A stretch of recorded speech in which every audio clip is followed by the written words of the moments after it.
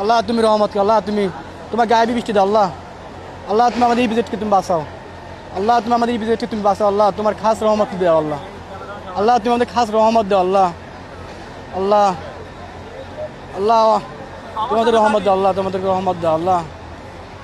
আল্লাহ আমি ইপিজেডে কাজ করি, ইপিজেডে আমি সম্ভবত দুপুর 2টা বাজে জানতে পারি, এরকম অনলাইনের মাধ্যমে জানতে পারি আগুন ধরেছে ইপিজেডে।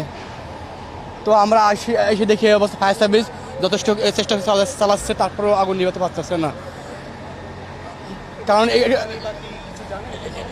এটা গার্মেন্টস ফ্যাক্টরি, টেক্সটাইল বা এরকম তাঁবু ফ্যাক্টরির নামে শুনেছে, এরকম সম্ভবত কেমিক্যাল বা এরকম রাসায়নিক দ্রব্য কারণে।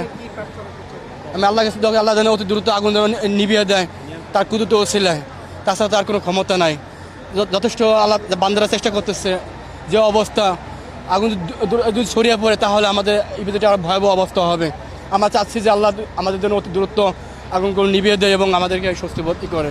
ওয়ালটন এখন দেশের সীমানা পেরিয়ে পৌঁছে গিয়েছে 50টিরও বেশি দেশে। ওয়ালটন, ঘরে ঘরে বিশ্বজুড়ে।